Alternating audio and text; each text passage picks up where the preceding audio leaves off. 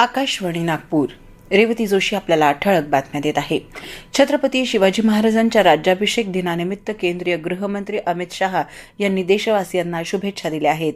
आजही छत्रपती शिवाजी महाराजांचं जीवन लाखो युवकांना देशभक्ती आणि सांस्कृतिक गौरवाच्या भावनेनं प्रेरित करत असल्याचं शहा यांनी आपल्या समाज माध्यमांवरील संदेशात म्हटलंय.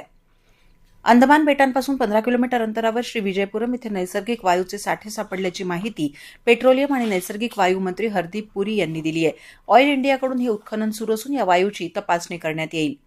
मुख्यमंत्री देवेंद्र फडणवीस यांच्या उपस्थितीत मुंबईत काल राज्य शासन आणि इलेक्ट्रॉनिक्स उत्पादन क्षेत्रातील आघाडीची JBL कंपनी तसंच राज्य शासन आणि दुबई स्थित RSA ग्लोबल यांच्यात 2 महत्त्वपूर्ण सामंजस्य करार करण्यात आले.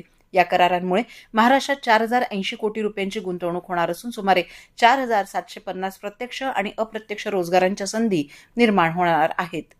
महाराष्ट्रात अनुसूचित जातींचं उपवर्गीकरण करण्याचा राज्य सरकारने निर्णय घेतलेला आहे. उपवर्गीकरणामुळे कोणत्याही जातीवर अन्याय होऊ नये हीच रिपब्लिकन पक्षाची भूमिका आहे. प्रमाणात आरक्षण देऊन सर्व जातींना समान न्याय द्यावा. त्यामुळे जोपर्यंत जात जनगणना पूर्ण होत नाही तोपर्यंत अनुसूचित जातींचं उपवर्गीकरण करू नये अशी भूमिका रिपब्लिकन पक्षाचे राष्ट्रीय अध्यक्ष केंद्रीय सामाजिक न्याय राज्यमंत्री रामदास आठवले यांनी मुंबईत पत्रकार परिषदेत मांडली. देशाच्या न्याय व्यवस्थेत कृत्रिम बुद्धिमत्तेचा अर्थात AIचा जबाबदार वापर करण्याच्या अनुषंगानं सर्वोच्च न्यायालयानं नियमावलीचा मसुदा तयार केलाय. हा मसुदा सर्वोच्च न्यायालयाच्या AI विषयक समितीच्या नेतृत्वाखाली संबंधित घटकांशी झालेल्या सल्लामसलत आणि चर्चेवर आधारित असून त्यावर येत्या 20 जूनपर्यंत सूचना पाठवण्याचं आवाहन करण्यात आलंय. भारतीय बुद्धिबळपटू आणि ग्रँडमास्टर प्रज्ञानानंदने प्रतिष्ठित नॉर्वे बुद्धिबळ स्पर्धा जिंकून इतिहास रचलाय. अंतिम फेरीत जर्मनीच्या विन्सेंट केमरला पराभूत करून त्याने ही कामगिरी केली आणि ही स्पर्धा जिंकणारा तो पहिला भारतीय ठरला.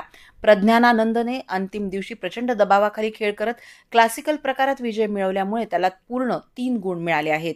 याबरोबरच हे ठळक बातमीपत्र संपलं. यापुढील ठळक बातमीपत्र आपण सायंकाळी 6:15 ऐकू शकाल. नमस्कार.